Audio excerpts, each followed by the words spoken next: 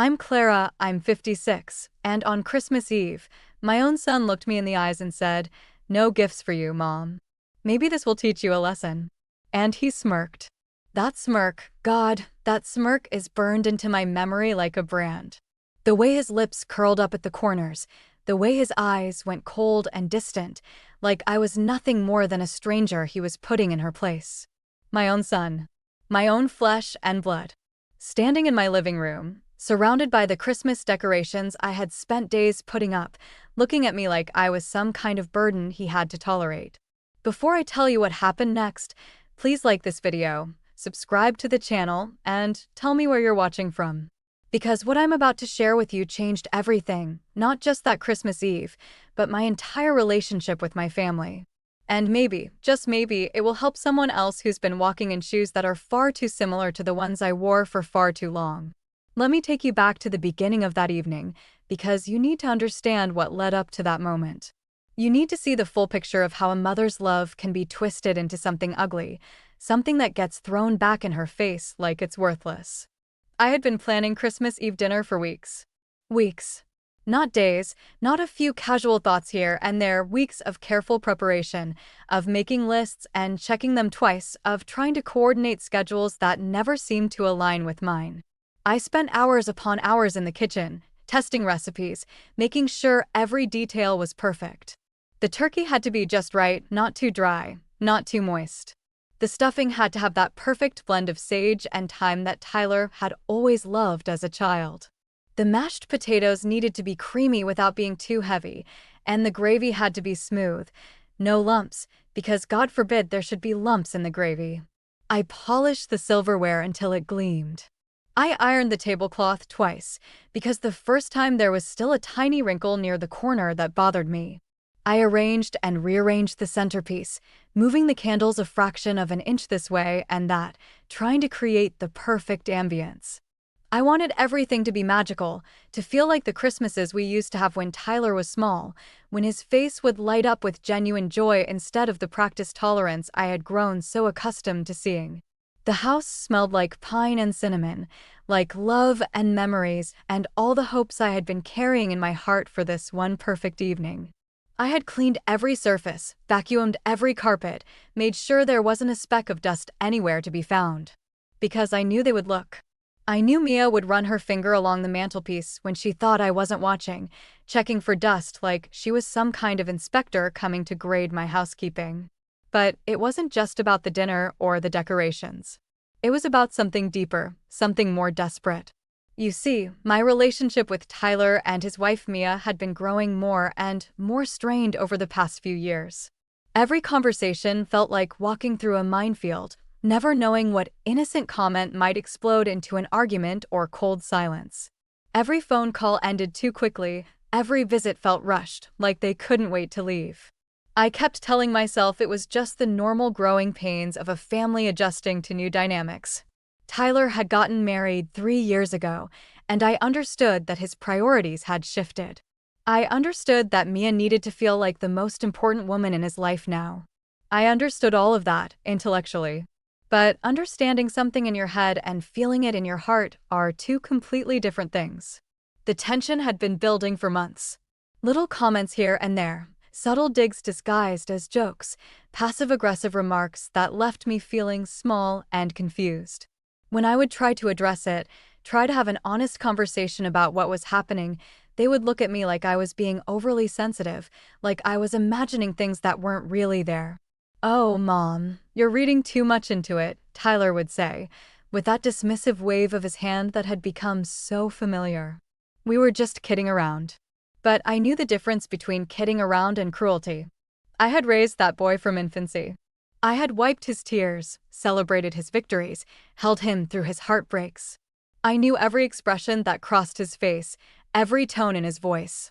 And what I was hearing lately wasn't love or even friendly teasing. It was something harder, something that cut deep and left marks that took days to heal. Still, I kept trying. I kept reaching out, kept planning family dinners, kept sending thoughtful texts and leaving voicemails that often went unanswered. Because that's what mothers do, isn't it? We keep loving, keep hoping, keep believing that somehow, some way, we can fix whatever has gone wrong. We tell ourselves that if we just try a little harder, love a little deeper, give a little more, everything will go back to the way it used to be. So I had spent those weeks planning Christmas Eve with an almost frantic energy, pouring all of my hope and desperation into every detail. I was going to create an evening so perfect, so warm and welcoming, that they would remember why they loved me. They would remember why family mattered. They would remember that I wasn't their enemy, I was their mother, their biggest supporter, their safe place to land when the world got too hard. I had invited a few other family members too, my sister Janet and her husband, my nephew Michael and his girlfriend, a couple of close family friends who had been part of our Christmas traditions for years. I wanted witnesses to our happiness, people who could see us functioning as a loving family unit. I wanted proof that we were okay, that we were still connected by something stronger than whatever petty disagreements had been driving wedges between us. The tree was absolutely beautiful that year. I had gone to 3 different lots before I found one that was the right height, the right fullness, the right shade of green. I had strung the lights myself, carefully wrapping each branch, making sure the glow was even and warm. The ornaments were a collection spanning decades, handmade ones Tyler had created in elementary school, delicate glass balls that had belonged to my mother, new additions I picked up each year to mark special moments and milestones. At the top sat the angel that Tyler had chosen when he was 7 years old. It wasn't the most expensive one in the store, or the most elegant, but he had pointed to it with such certainty, such pure joy, that I knew it was the one. "That's our angel, Mom," he had said, tugging on my coat sleeve. "She looks happy." And she did look happy, with her flowing white gown and her arms stretched wide as if she was blessing everything below her. I remember standing in that living room on Christmas Eve morning, looking at everything I had created, feeling a mixture of pride and anxiety that made my stomach flutter. It was perfect. Everything was absolutely perfect. And maybe, just maybe, perfect would be enough to bridge whatever gap had opened up between us. Tyler arrived first, and I could tell immediately that something was wrong. His shoulders were tense, his jaw was set in that rigid line that I remembered from his teenage years when he was spoiling for a fight. He gave me a quick, perfunctory hug, the kind you might give to an acquaintance you haven't seen in a while, not the kind you give to your mother on Christmas Eve. The traffic was horrible, he said by way of greeting, even though I hadn't asked. And parking was a nightmare. "You really should have mentioned that the street would be crowded." I wanted to point out that the street was always crowded on Christmas Eve, had been for the 23 years I had lived in this house, the same house where he had grown up, where he had learned to ride a bike in the driveway and built snow forts in the front yard. But I bit my tongue and smiled instead. "I'm just so glad you're here," I said, meaning every word. "Can I get you something to drink? Coffee? That apple cider you used to love." He shrugged, already scanning the room with what looked like judgment in his eyes. "Whatever you have is fine." When Mia arrived 20 minutes later, the temperature in the room seemed to drop 10 degrees. She was perfectly put together, as always, her hair styled in those loose waves that looked effortless, but probably took an hour to achieve, her makeup flawless, her outfit coordinated down to the last detail. She looked like she was dressed for a magazine photo shoot, not a family dinner. "Clara," she said, giving me that practiced smile that never quite reached her eyes. "Thanks for having us. Thanks for having us." Like I was some distant relative they were obliged to visit, not Tyler's mother hosting Christmas Eve dinner. Like this wasn't the house where Tyler had grown up, where his height marks were still penciled on the kitchen doorframe, where his baby pictures lined the hallway walls. "Of course, sweetheart," I replied, trying to inject warmth into my voice. "This is your home too. Your family." Mia's smile flickered for just a moment, and I caught something in her expression that looked almost like disdain. But then it was gone, replaced by that polished pleasantness that had become her trademark around me. "Oh, you've certainly gone all out this year," she said, her eyes taking in the decorations with what I hoped was appreciation, but feared might be something else entirely. "It's very traditional." The way she said traditional made it sound like a criticism, like being traditional was something to be embarrassed about. Like caring about family customs and holiday magic was somehow quaint and outdated. Tyler wandered over to the fireplace, where I had arranged our family Christmas cards on the mantel. Each year, I looked forward to receiving them, to seeing how everyone's children had grown, to feeling connected to this larger network of people who cared about each other. But Tyler picked up one of the cards, a beautiful photo of my cousin's family in matching sweaters, and let out a snort of laughter. "God, these are so cheesy," he said, loud enough for everyone in the room to hear. "Who actually does matching Christmas sweaters anymore?" I felt my cheeks burn. I had suggested matching Christmas sweaters for our family photo just last month, and Tyler had looked at me like I had suggested we all get matching tattoos. "That's not really our style, Mom," he had said, in that tone that made me feel like I was somehow behind the times, somehow out of touch with what was appropriate or cool. "I think they look nice," I said quietly, reaching over to straighten the card he had displaced. "It's sweet that they all wanted to coordinate." "Sweet," Mia repeated, and there was something mocking in her tone that made my skin crawl. "That's certainly one word for it." The other guests began arriving then, and I threw myself into hostess mode, greeting everyone with hugs and exclamations of joy, taking coats and offering drinks, trying to create an atmosphere of warmth and celebration. My sister Janet immediately complimented the decorations, and my nephew Michael went straight to the tree to admire the ornaments he remembered from childhood Christmases. "Aunt Clara, this place looks incredible," he said, and I felt a rush of gratitude so intense it almost brought tears to my eyes. "You've really outdone yourself this year." "Thank you, sweetheart," I said, squeezing his arm. I wanted everything to be special. But even as I was basking in the appreciation of my other guests, I couldn't help but notice the way Tyler and Mia seemed to hover at the edge of every conversation, contributing just enough to be polite but never really engaging. They stood together near the window, whispering to each other in low voices that made me paranoid about what they might be saying. When I announced that dinner was ready, everyone filed into the dining room with appropriate oohs and ahs. The table really was beautiful, the good china gleaming under the soft light of the chandelier, the crystal glasses catching and reflecting the glow of the candles, the serving dishes arranged just so. I had worked for hours to get every detail right, and seeing everyone's faces light up with appreciation made all of that effort feel worthwhile. But Tyler slumped into his chair like he was already tired, already ready for the evening to be over. And Mia, after complimenting the table setting in a tone that somehow managed to sound both gracious and condescending, spent most of the meal picking at her food and checking her phone under the table. I had prepared all of Tyler's favorite dishes, not just the ones he had loved as a child, but the ones he had specifically requested in recent years. The green bean casserole with the crispy onion topping that he had raved about last Christmas. The sweet potato souffle that had taken me 3 practice runs to get exactly right.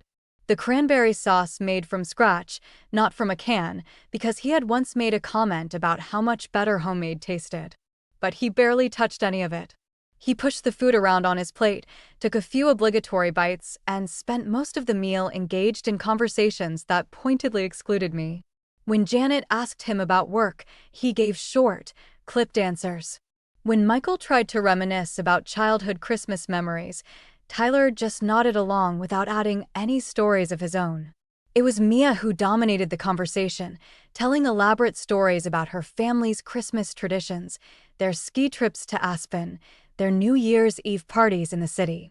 Everything was bigger, more expensive, more sophisticated than anything we had ever done. She talked about wine tastings and art galleries, about restaurants with Michelin stars and hotels with names I couldn't pronounce.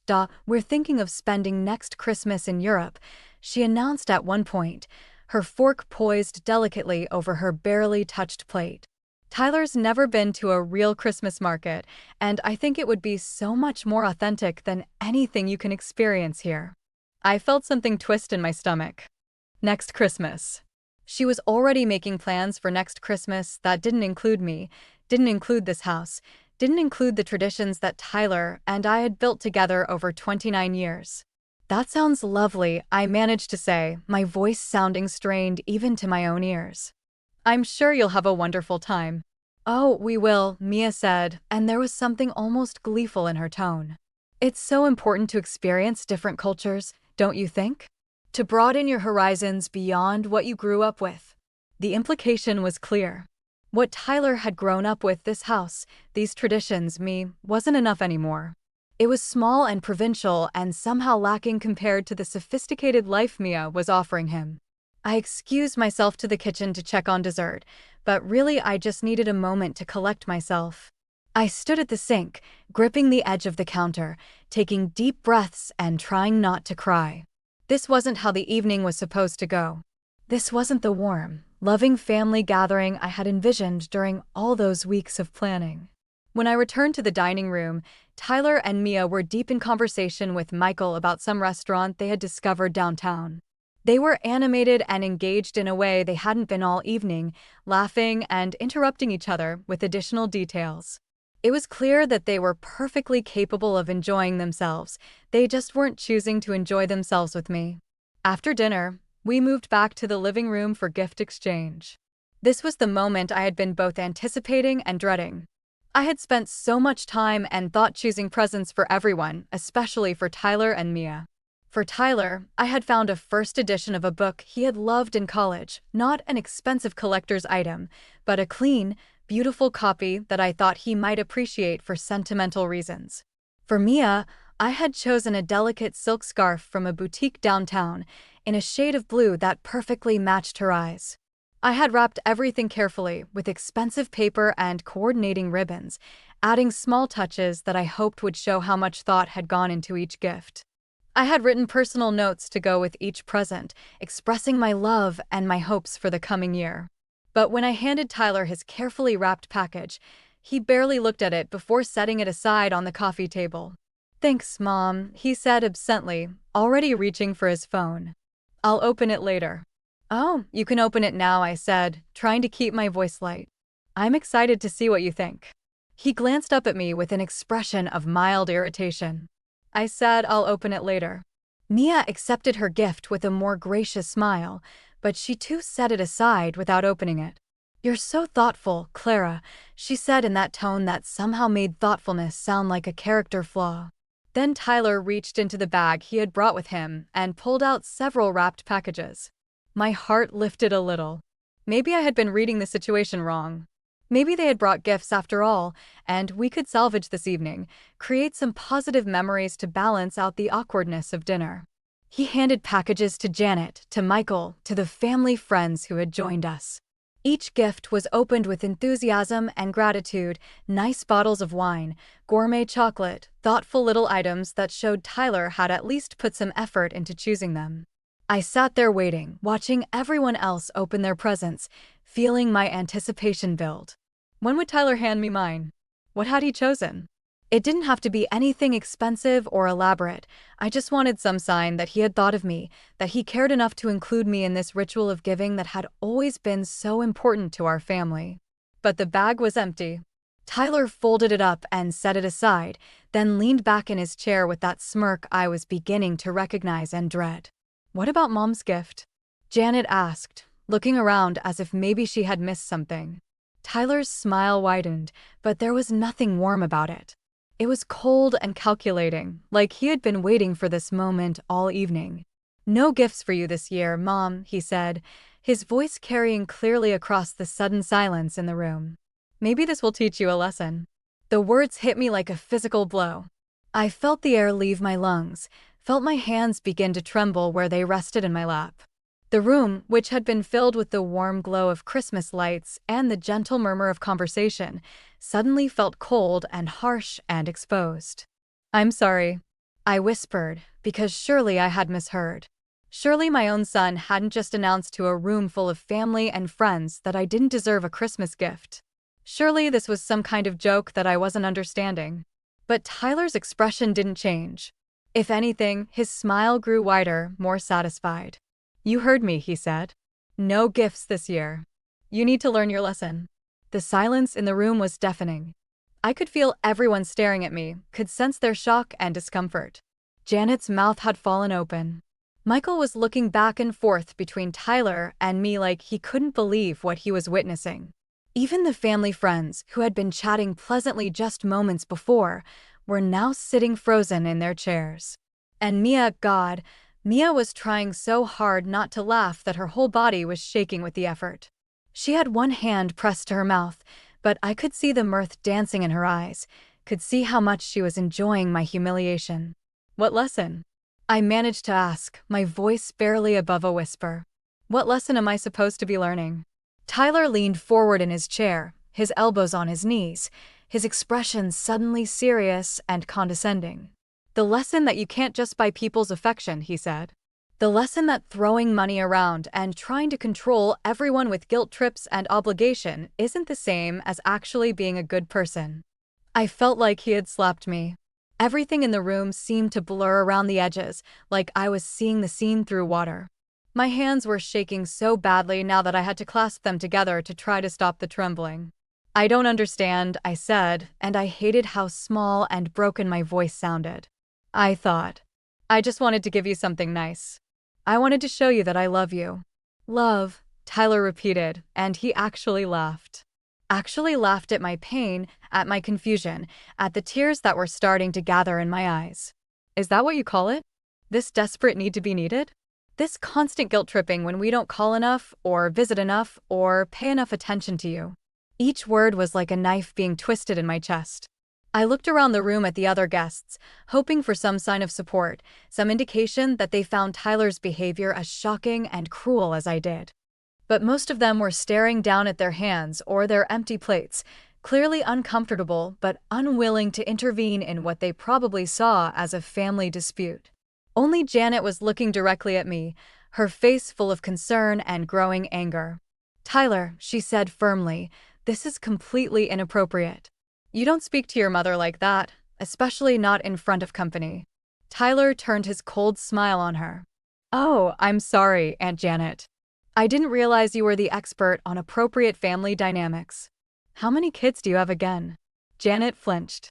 She and her husband had struggled with infertility for years, a source of deep pain that Tyler knew about and was now weaponizing against her for having the audacity to defend me. That's enough, I said, finally finding my voice. Tyler, I don't know what's gotten into you, but you're being incredibly hurtful to everyone here. Hurtful. Tyler stood up, his voice rising. You want to talk about hurtful? How about the way you guilt trip us every time we don't want to spend every holiday here? How about the way you manipulate every conversation to be about how lonely you are, how much you miss us, how we never call enough? How about the way you try to buy our love with expensive dinners and elaborate gifts and then act like we owe you something in return? I was crying now, tears streaming down my face that I couldn't control.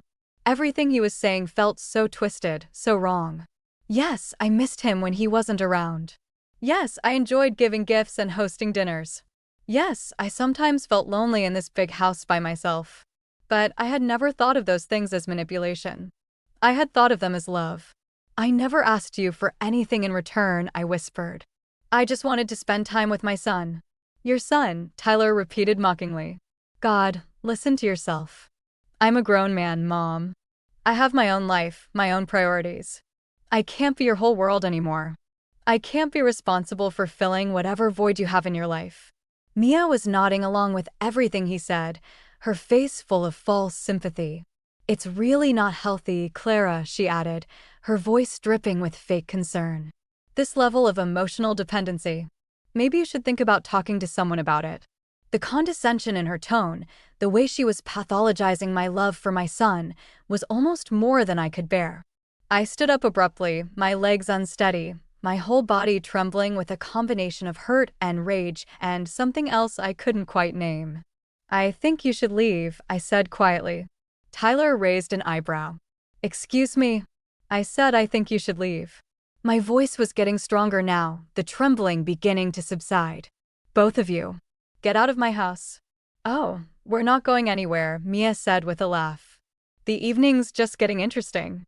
And that's when something inside me clicked. Something fundamental shifted, like a gear sliding into place after years of grinding and slipping. I looked at my son, this man I had raised from infancy, this person I had sacrificed for and worried about and loved more than my own life, and I saw him clearly for perhaps the first time in years. He was cruel. He was enjoying my pain. He had orchestrated this entire scene, had planned this humiliation, had brought me to tears in front of my family and friends on Christmas Eve, and he was enjoying every minute of it. This wasn't a son who was struggling with boundaries or working through legitimate grievances. This was a person who had discovered that he could hurt me, that he had power over me, and that he liked using that power. This was someone who had learned that my love for him could be turned into a weapon against me.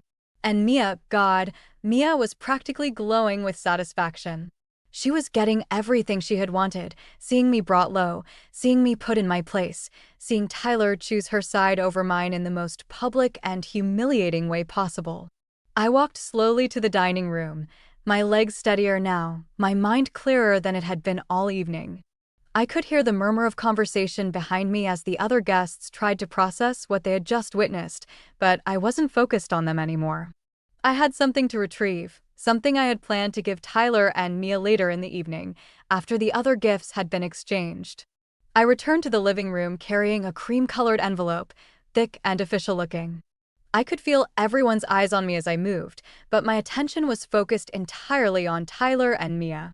They were both watching me with expressions of wary curiosity, probably wondering if I was about to break down completely or launch into some kind of desperate plea for forgiveness.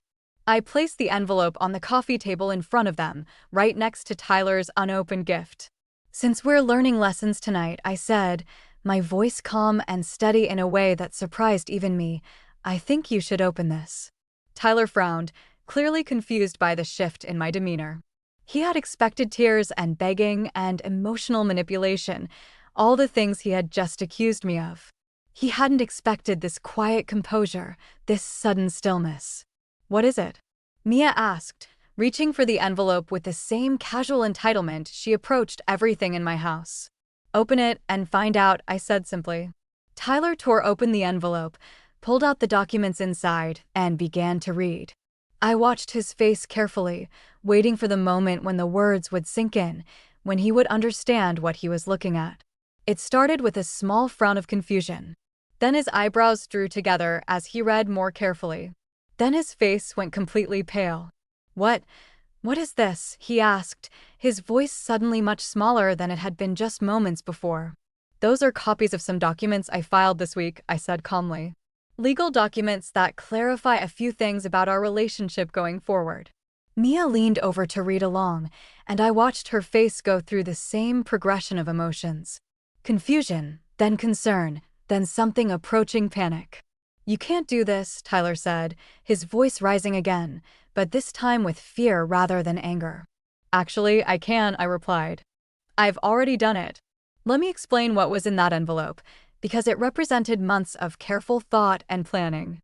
You see, Tyler and Mia had grown comfortable with certain assumptions about their place in my life, about what they were entitled to receive from me simply by virtue of existing in my orbit. They assumed that the substantial down payment I had provided for their house 3 years ago was just a gift with no strings attached, no expectations of basic human decency in return. They assumed that their names would automatically appear in my will, that they would inherit this house and everything in it regardless of how they treated me. They assumed that I would continue to provide financial help whenever they needed it, and they had needed it frequently, for everything from car repairs to vacation funds to Mia's credit card debt. Most importantly, they assumed that I would always be there, always available, always willing to absorb whatever cruelty they wanted to dish out because I was just mom, and moms don't have limits or boundaries or breaking points. They were wrong on every count.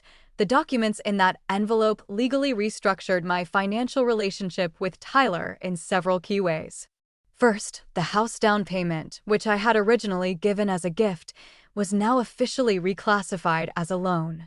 A loan with very specific terms and conditions, including a requirement that the borrower treat the lender with basic respect and civility. Second, my will had been completely rewritten. Tyler and Mia were no longer primary beneficiaries. Instead, the bulk of my estate would be going to charities that actually appreciated what they received, organizations that didn't take my generosity for granted or throw it back in my face. Third, all future financial assistance would be contingent on a written contract outlining expectations for our relationship. No more blank checks. No more unconditional support for people who clearly had no respect for the person providing it.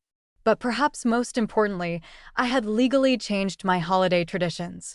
Tyler and Mia were no longer automatically invited to Christmas Eve dinner, Thanksgiving, Easter, or any other family gathering I chose to host. If they wanted to be included, they would need to formally request an invitation and demonstrate that they could behave like civilized human beings. "You're being ridiculous," Mia said, but her voice was shaky now, uncertain. "You can't just cut off your own son because he hurt your feelings." "I'm not cutting off my son," I replied calmly. "I'm establishing boundaries with two adults who have repeatedly demonstrated that they cannot be trusted to treat me with basic human decency." Tyler was reading through the documents again, his hands visibly trembling now. "Mom, this is insane. You can't just change everything because of one argument." "One argument?" I laughed, and it was not a pleasant sound. "Tyler, this isn't about one argument. This is about 3 years of increasingly disrespectful behavior. This is about snide comments and eye rolls, and the way you both treat my home like it's some kind of burden you have to endure. This is about the way you talk to me like I'm an inconvenience, the way you dismiss my feelings, the way you take every kindness I offer and find a way to turn it into evidence of my inadequacy."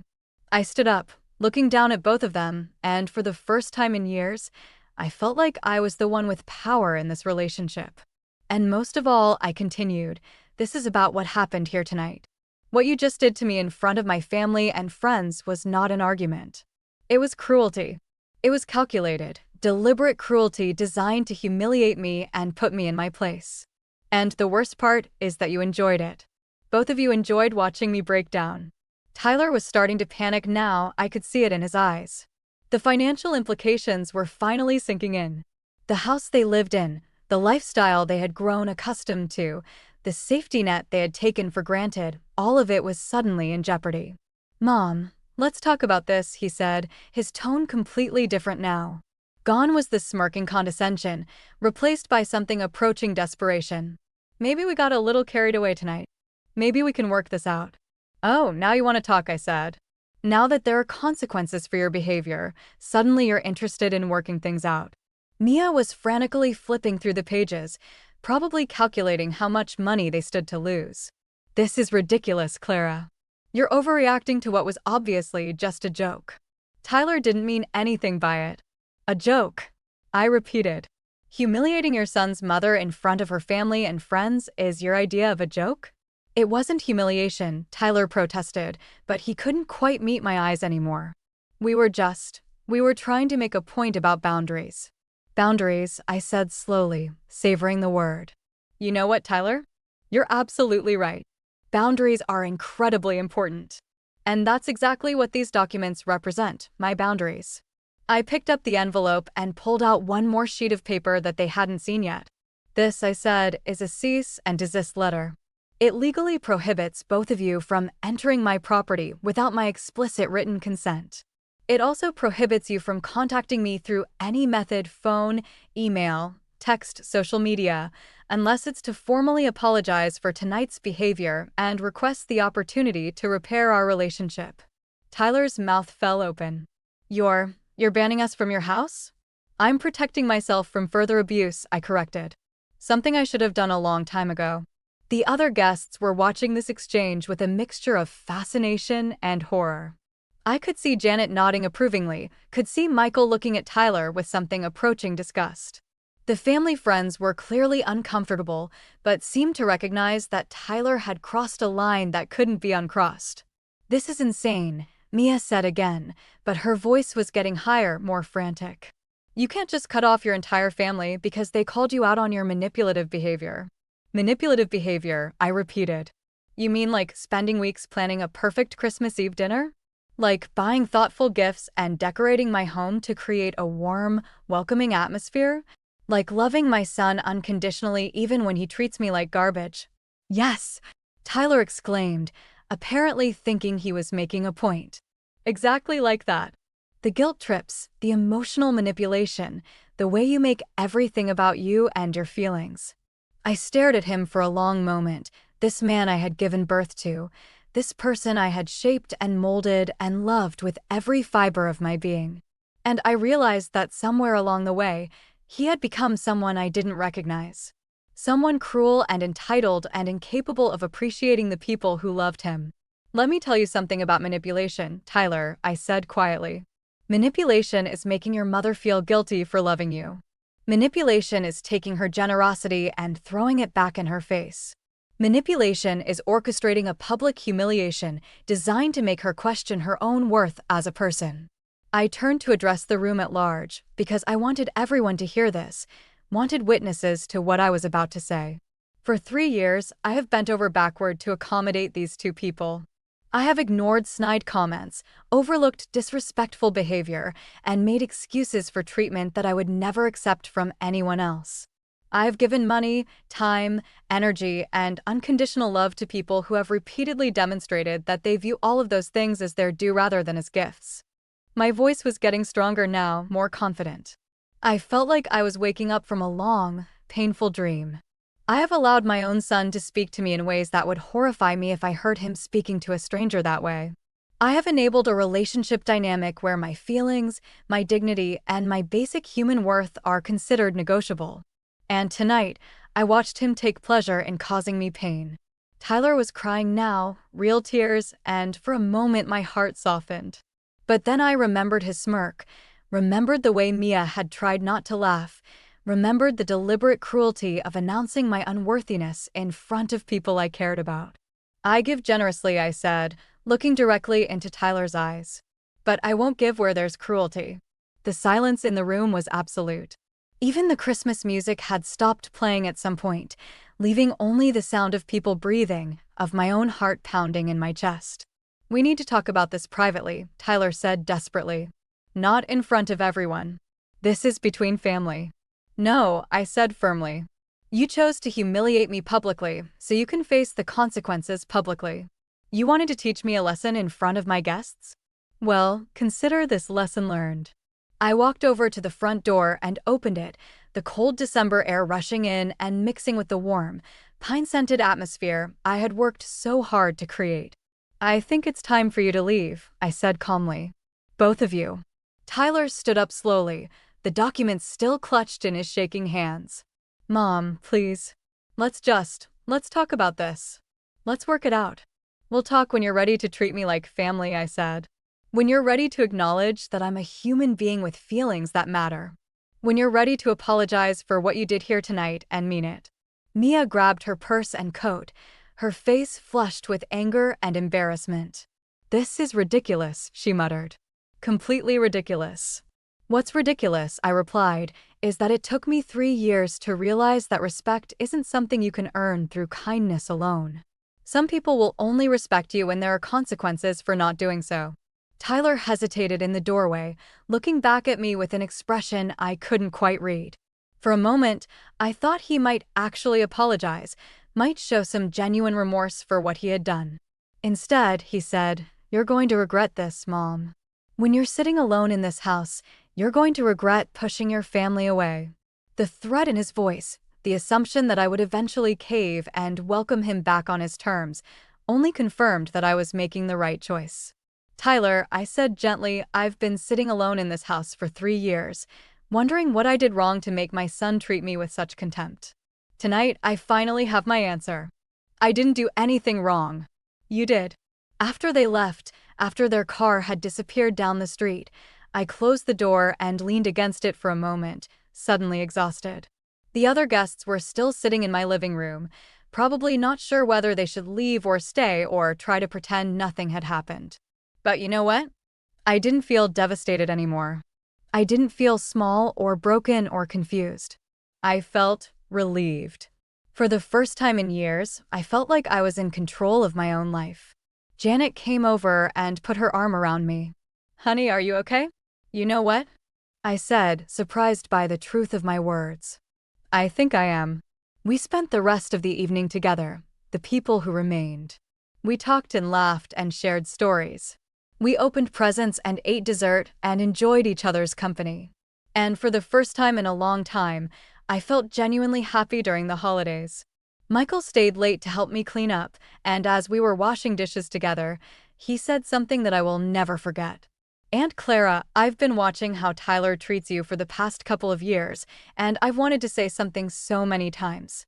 What he did tonight was unforgivable. But the way you handled it, That was incredible. I've never seen you stand up for yourself like that. I've never had to, I admitted. But maybe I should have been doing it all along. Over the following weeks, Tyler tried to contact me several times. First through angry voicemails demanding that I stop this nonsense and act like an adult.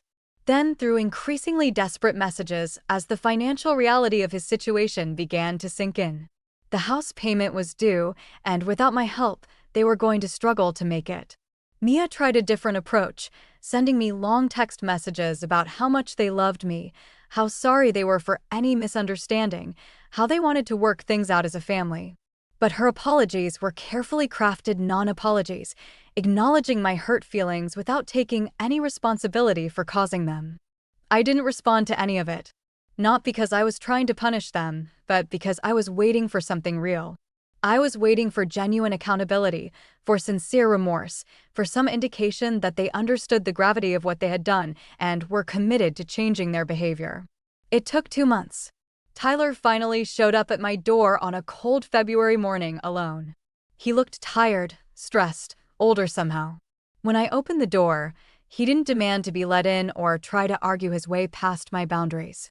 He just stood there on my porch, holding an envelope of his own. "Can we talk?" he asked quietly. "Please." I studied his face carefully, looking for signs of the smirking contempt that had become so familiar. Instead, I saw something that looked like genuine remorse. "You can say what you came to say," I told him. "But I'm not making any promises about how I'll respond." He nodded, accepting the condition. "I wrote you a letter," he said, holding out the envelope.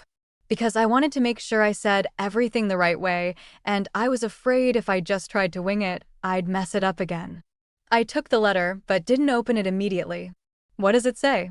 "It says I'm sorry," he said simply. "Really, genuinely sorry for how I've treated you, not just that night, but for years. It says I finally understand that what I was calling boundary setting was actually just cruelty disguised as self-protection." I could see tears in his eyes, and my heart began to soften despite my best efforts to stay guarded. "It says I've been seeing a therapist," he continued, "because Mia left me after Christmas, and I finally had to confront some hard truths about the kind of person I'd become. And one of those truths is that I took the person who loved me most in the world and I made her my emotional punching bag because I knew she would keep loving me no matter how badly I treated her." "And?"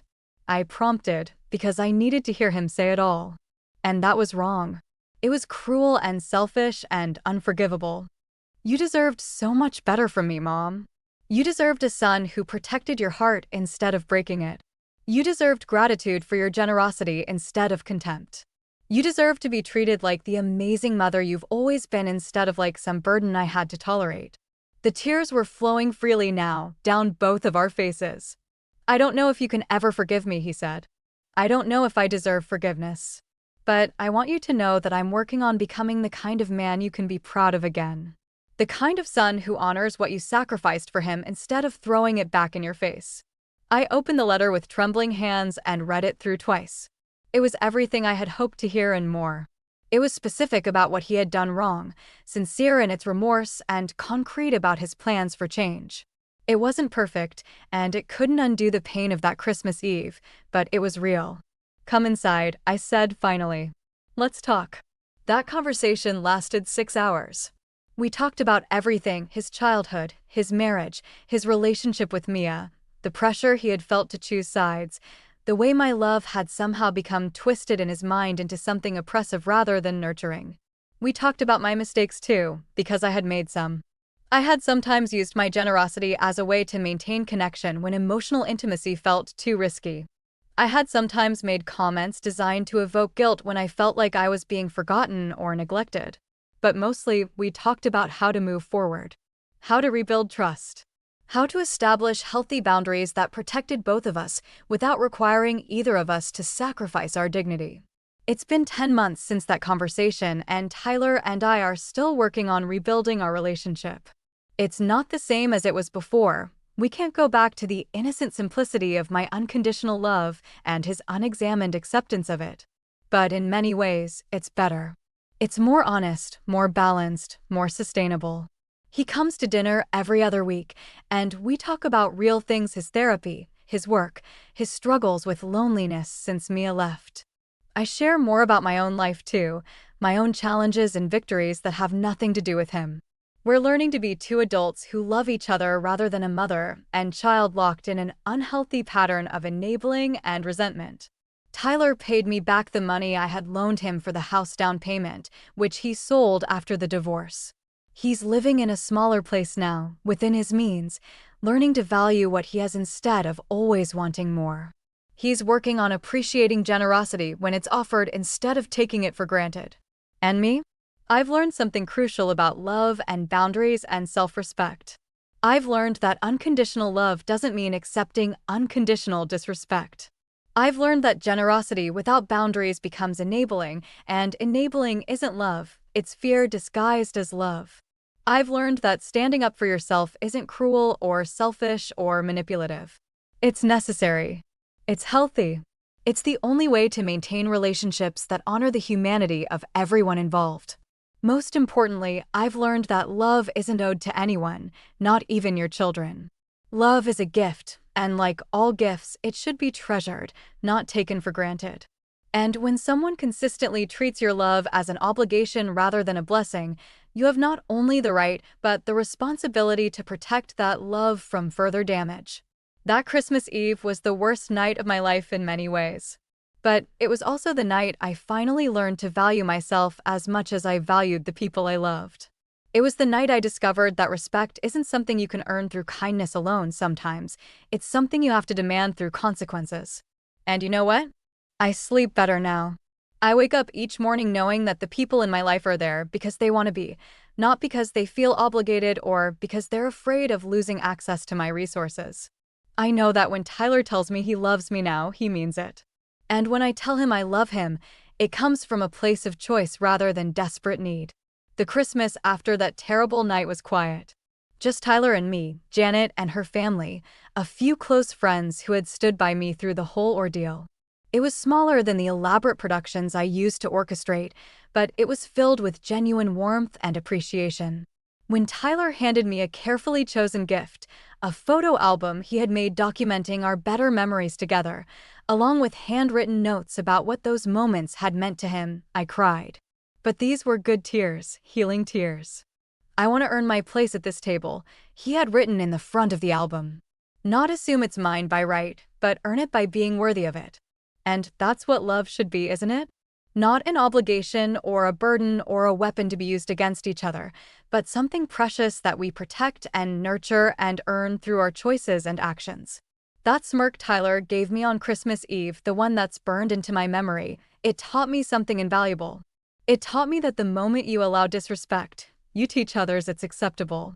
It taught me that boundaries aren't walls designed to keep people out, they're foundations designed to keep relationships healthy. Most of all, it taught me that I am worthy of love that doesn't come with a side order of cruelty. That my generosity deserves gratitude, not contempt. That my heart deserves protection, even if I have to be the one to protect it. So to anyone listening who has been where I was, taking emotional abuse from people you love, making excuses for behavior that would horrify you coming from strangers, believing that unconditional love means accepting unconditional disrespect, please know this, you deserve better. You deserve to be valued, not just tolerated. You deserve gratitude, not entitlement. You deserve love that builds you up instead of tearing you down. And if the people in your life can't offer you those things, then maybe it's time to show them what life looks like when your love isn't guaranteed anymore. Because sometimes, the greatest gift you can give someone is the opportunity to realize what they've lost through their own choices. Sometimes, love means saying no. Sometimes, love means walking away. And sometimes, love means demanding the respect that should have been freely given all along. Love isn't owed. It's valued. And the moment you remember that, really remember it, everything changes. Everything.